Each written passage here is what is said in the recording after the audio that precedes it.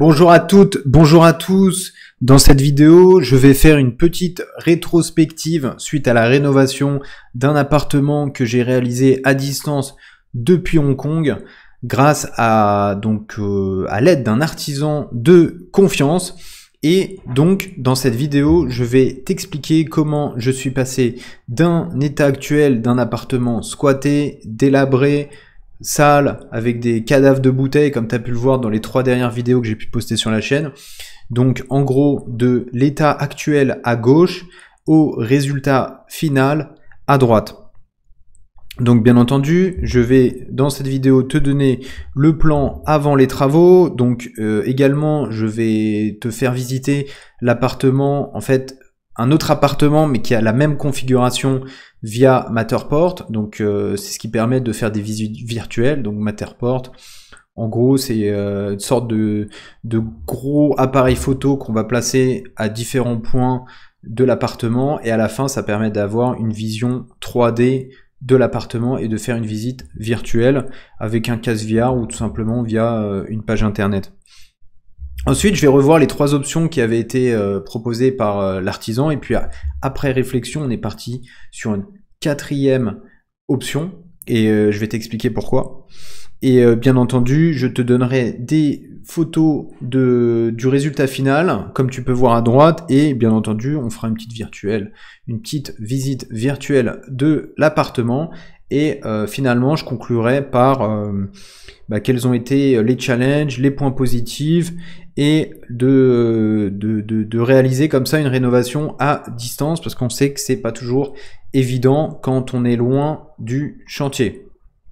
Voilà, donc première revue de l'appartement avant les travaux. Donc je te laisse voir, si tu veux rentrer dans le détail sur les photos de l'état de l'appartement, je te laisse voir les 3 dernières vidéos que j'ai postées. Donc j'ai fait une petite série de 3 vidéos sur l'état avant, pendant, après les travaux sur la chaîne. Donc je t'invite à cliquer et bien entendu à t'abonner pour m'encourager à continuer. Donc si je pars sur l'actuel, on va dire l'état actuel avant travaux de l'appartement, ce qu'on avait c'était quoi? Donc ici on rentrait, donc en gros c'était quoi? On avait un salon, une chambre, une pièce au milieu qui servait pas à grand chose, dont les gens se servaient pour stocker des affaires, et on avait donc la salle d'eau tout au fond à gauche et la cuisine en rentrant à gauche. Donc si je me mets comme ça pour bien se déplacer dans l'appartement, ici on a la porte de l'appartement, hop, je rentre, en face, à droite, ici, j'ai le salon, à gauche, j'ai la cuisine, à droite, j'ai ce qu'on appelle chambre 1, donc c'était une chambre, en gros qui aurait pu également être salon. Au milieu, ici, on a une pièce qui servait pas trop à grand chose, et à gauche, on avait la salle de bain. Donc là, le challenge, en fait, c'était de savoir comment est-ce qu'on pouvait transformer cette pièce en une pièce qui puisse apporter de la valeur ajoutée aux locataires et qui, moi, puisse me permettre d'augmenter les loyers. Ce qu'il faut savoir, c'est que entre le plan de gauche et le résultat de droite, il y a une augmentation de loyer de 200 €. 200 €, pourquoi? Parce qu'en fait, on a pu créer une chambre supplémentaire dans cet appartement. Donc, si on revoit, alors avant de revoir les options, je vais te montrer en fait l'appartement à quoi il ressemblait. Donc, c'est pas le même appartement, hein, c'est juste un autre appartement de l'immeuble qui permet, en fait, qui avait la même configuration. Donc, en gros, ici, on a l'entrée, et quand on rentre, ici à droite, on avait une première pièce. Ok? Donc ensuite, on continue, et ici à gauche, on a la fameuse cuisine. La fameuse cuisine, on verra qu'on a en fait changé de place, on verra après. Ensuite, ici, on a cette fameuse pièce au milieu qui sert à rien en fait, qui est au milieu entre les deux, on ne sait pas à quoi elle sert, elle est là, elle sert d'entre deux, mais bon, c'est pas ce qu'on peut faire, on peut pas vraiment en faire une chambre parce qu'il n'y a pas de luminosité, bref, c'était un peu un challenge. Ici, on avait la salle de bain, donc salle de bain, ici on est pratiquement sous le toit, donc c'est pour ça qu'on voit la curve ici. Et ici, on avait une pièce. Voilà. Donc, si je reviens sur la photo, ici, donc on avait cette pièce-là, c'est ce qu'on voit ici, chambre 1. Et avant, donc on avait le salon, la cuisine et la salle 2. Donc, quelles étaient les options? Si on part sur l'option 1, alors je vais essayer de comparer comme ça pour voir qu'on puisse comparer. Voilà. Ok. Donc ici on avait, donc ça c'était l'option 1. L'option 1 c'était quoi? C'était on passait en fait le salon, on le transformait en chambre et ici la chambre qui était ce qu'on appelle chambre actuelle, chambre historique, se transformait en salon. Et puis à côté dans cette chambre, dans cette pièce en fait qui était historiquement une pièce qui ne servait à rien, on l'a transformée en chambre. Et puis à gauche on gardait la salle de bain. Et ici, en fait, ce qui changeait, c'était un peu le couloir, voilà, le sorte de passage ici. Et en fait, pourquoi est-ce qu'on n'a pas gardé cette option? C'est que, en fait, au milieu de cette chambre, elle n'avait pas forcément de luminosité, et il aurait fallu soit mettre des sortes de vitraux pour laisser passer la lumière. Mais le problème, c'était que pour accéder à la salle de bain, on devait passer comme ça par la chambre, donc c'était pas forcément intéressant. En termes d'option numéro 2, qu'est-ce qu'on avait? On avait donc chambre à droite, donc le salon passait en chambre. Je vais essayer de mettre comme ça pour comparer. Donc le salon ici se transformait en chambre. On avait toujours le salon comme dans l'option précédente, ici tout en haut à droite. Ensuite, on avait toujours la pièce qui servait à rien qui était transformée en une chambre un peu plus grande. Puis ici, on avait la salle de bain et la cuisine qui ne changeaient pas. Là encore, le problème, c'était qu'il fallait voilà, passer... pour accéder à la salle de bain, il fallait entre guillemets passer par la chambre, donc c'était pas l'option de préférence.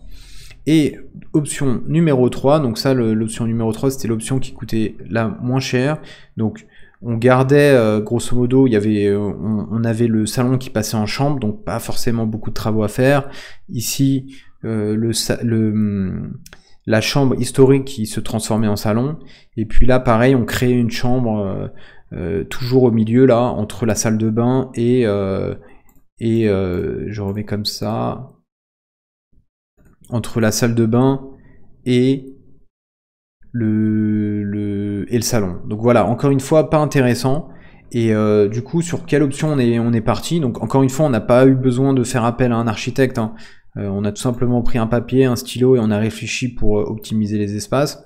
Donc qu'est-ce qu'on a fait? C'est le salon qui était historique, on l'a transformé en chambre. L'ancienne cuisine, on l'a transformée en grande chambre. La salle de bain, on l'a gardée en salle de bain. Et cette pièce au milieu, on s'est dit, bon, tout simplement, pourquoi ne pas la transformer en cuisine? Et dans un premier temps, je pensais à mettre cette cuisine en mode à l'américaine avec un bar au milieu.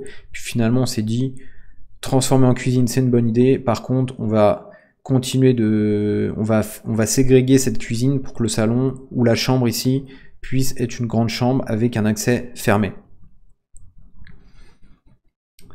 Voilà donc l'option sélectionnée.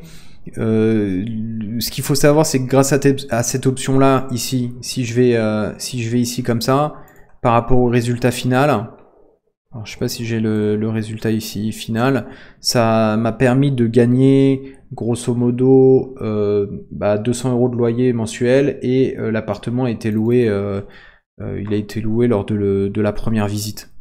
Donc en fait cette pièce ici qui servait à rien, on l'a transformée ici en cuisine. Donc maintenant on voit que l'espace il est bien optimisé.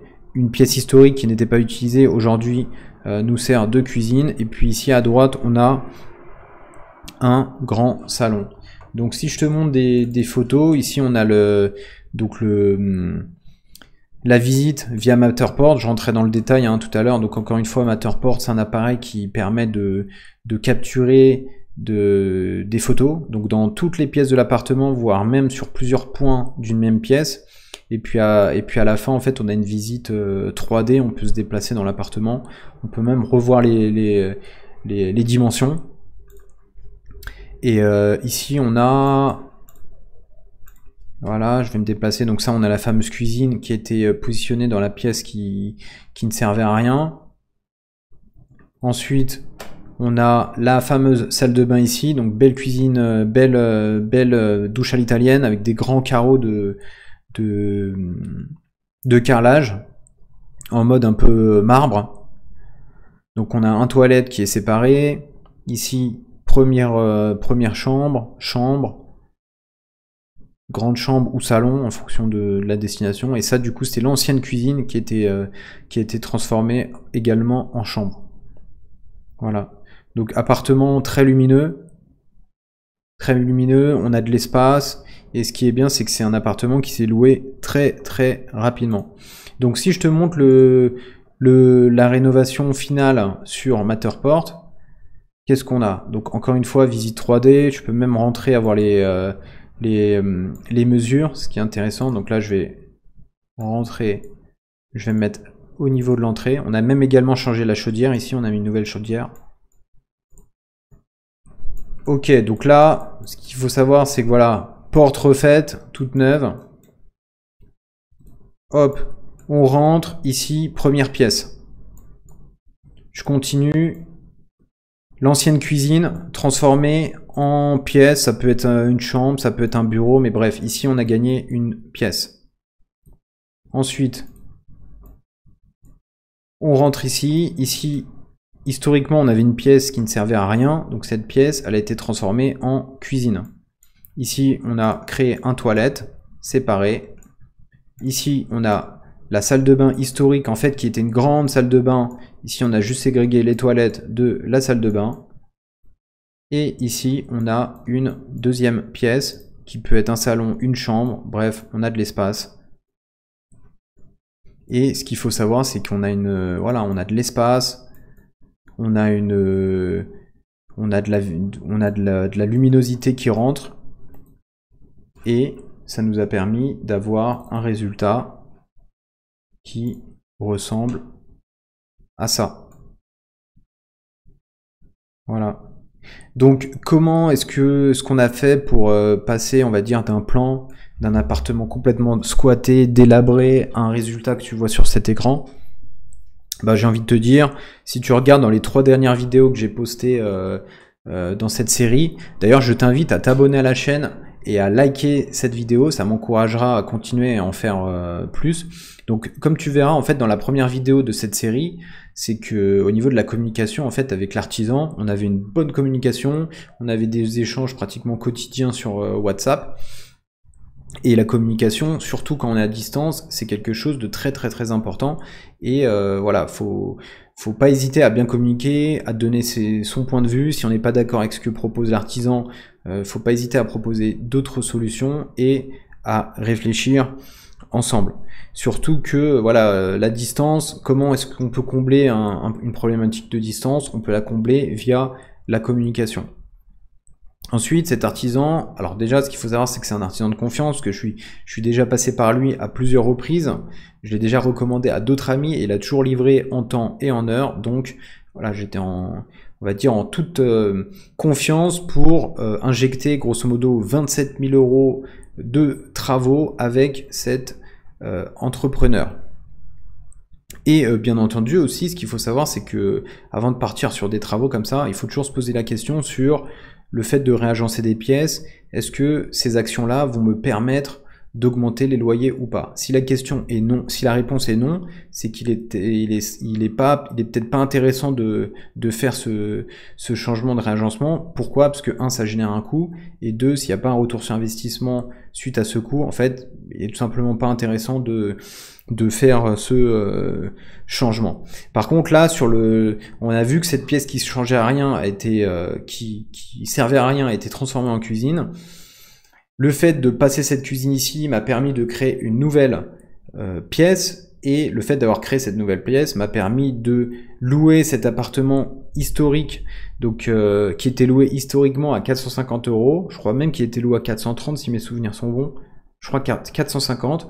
Et de 450, on est passé à plus de 640 €, donc grosso modo plus 200 € de loyer pour louer cet appartement. Pourquoi? Parce qu'on a créé une nouvelle pièce. Et en fait, la création de cette nouvelle pièce, elle ne réduit pas l'espace au niveau de l'appartement. Au contraire, elle donne plus d'harmonie à l'appartement et elle donne plus de confort aux locataires. Voilà, donc dis-moi si toi t'aurais fait autrement avec toutes les informations que je t'ai données. N'hésite pas, voilà, si t'as peut-être d'autres idées, donc n'hésite pas à les mettre en commentaire et je pourrais peut-être utiliser cette idée ou, ou cette nouvelle vision autre vision des choses pour rénover un autre appartement, parce que prochainement j'avais en tête de rénover un autre appartement qui avait la même configuration que celui-ci. Donc voilà, et puis bien entendu, n'hésite pas à mettre un commentaire si tu as une question. Je ferai comme d'hab, hein, je réponds à tous les commentaires et n'hésite pas à t'abonner à la chaîne. Moi, ça m'encouragera à continuer et à te poster du contenu de qualité. Merci et puis à la prochaine vidéo.